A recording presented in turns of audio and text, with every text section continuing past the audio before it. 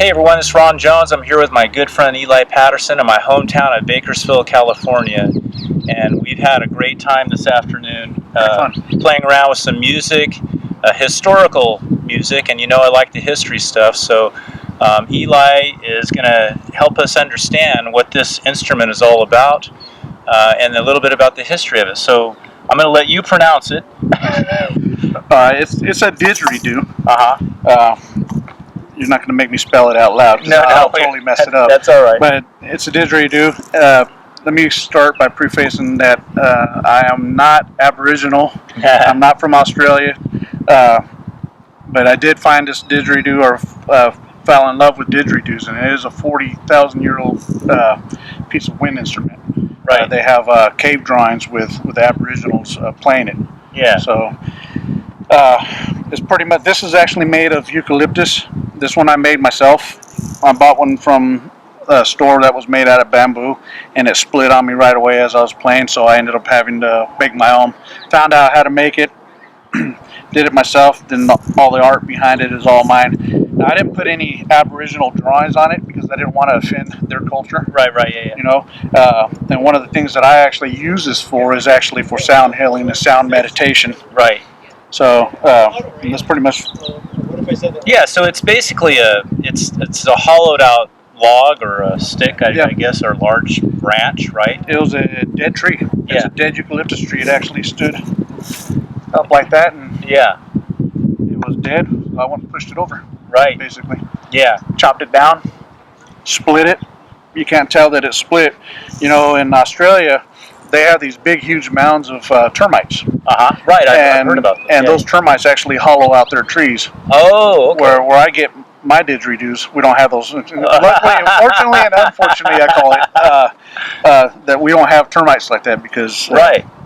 If we did, of course, our houses would be trashed. Yeah. But where I get this anyways is out in a field in the middle of nowhere, basically. Yeah. And the only termite markings that were on it were actually on the outside on some of the stalks I have. Yeah.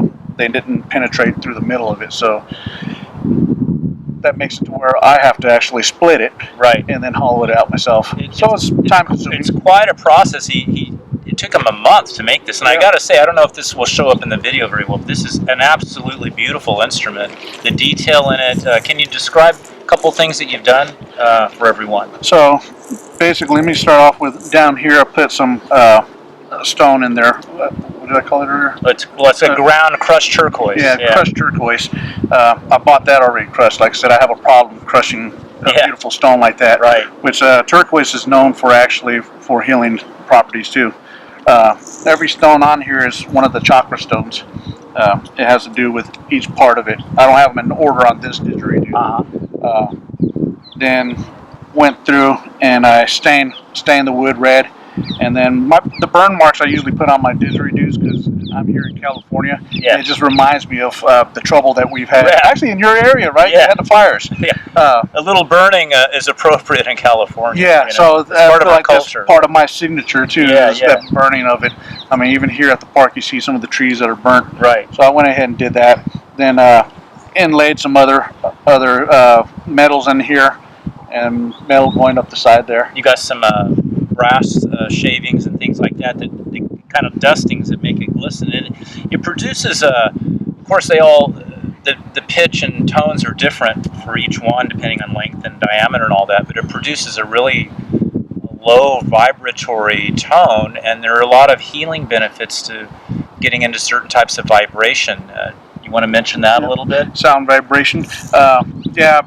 One of my arts is in sound vibration. I love binaural beats. Love any type of trance work. I'm certified in NLP, certified in hypnosis, clinical hypnosis, and a lot of my meditation scripts or my hypnosis scripts that I use, they're actually designed with background music in binaural beats. So binaural beats or binaural sounds, kind of what the Didge makes too. There's two different sound frequencies that actually doesn't match up in your own brain. So as your left ear and your right ear are hearing these two different sounds, it kind of balances that stuff out, those sounds out, and it comes up with a third sound in its own mind. and that's what actually brings you down to a trance state. It is very, and you'll see when we post the movement videos, being kind of in a trance state as I'm hypnotic state. A hypnotic state as I'm dialing into the vibration, and also it's a very long, drawn out process to play this because of the circular breathing, which Eli will explain in a second. So I was slowing way down and drawing out my movements, and that, of course, as I've discussed over the years, when you go slower, you start learning about what you're doing and what you might not be doing, and there's more learning there. So can you explain the breathing part of this? Is fascinating because he's playing it constantly, so there's this circular kind of breathing that you were talking about. Yeah, so in order to play it, I mean, you have people that can do the actual beatbox with this, where they don't actually use the circular breathing, but as you remember the rappers back in the day, they were doing the beatbox, right? You can do that with the didge, or for ceremonial purposes or trance purposes and stuff like that, you use the circular breathing to get that drone going. And in order for you to breathe, you have to, of course, use your cheeks, so you're pushing out, and you're, what I called it earlier, the strawberry or raspberry. You're doing that at the same time. So, and at the same time, when you're pushing out, you're breathing in through your nose. So at the same time. So that's part of your circular breathing. Why are you laughing at me? Because he explained this, because he made me a little short version. So he kind of gave me a little tutorial, and so I was like, okay. So I got the raspberry part. I actually got something to come out the other end, but the breathing in part at the same time, I need a little more work of that. Yeah, let me run you through. Yeah. So I don't know how loud this is going to be on the camera, but I think it'll pick up. You might want to turn down your set a little bit. So. That sounds great, huh?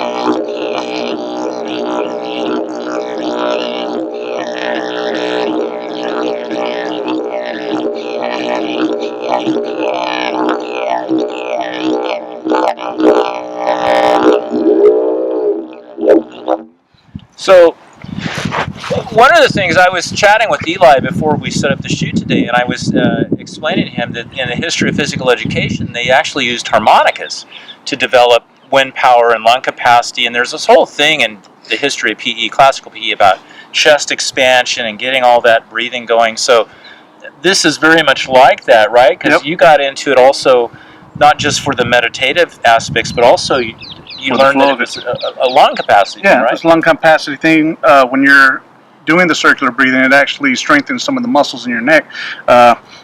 It's proven that it helps out with people with COPD. You know, people that snore. I don't think it helped me with the snoring yet. I still snore. Me and my boxer were bad. But anyways, it's supposed to help out with that type of stuff. And so that was one of the interesting things that I heard about it that actually got me moving towards it. So I wanted to see if it actually helped out with that type. Not that I have it. I don't want to have it. You know, it's always better to prevent it than to actually wait till you have it. And of course, there's thousands of years of history of using this instrument, and the more we learn about history, the more we realize it wasn't just about one thing. If they were doing a certain tool or a certain movement, there were multiple layers of this. So I think for a long time, as modern people in today's culture, we'll be discovering about the didge and the different health benefits, whether it's a mindful meditation or lung capacity or the tribal community, because one of the nice things about it that we're talking about doing is gathering some people up and making a little like a community drum circle, but it involves different types of instruments, and this being a centerpiece, the bass line, if you will. So thanks for doing a little interview, and we'll definitely do some more clips on this and enjoy the movement things that we're going to put up. Yeah, absolutely. Thank you. Thank you.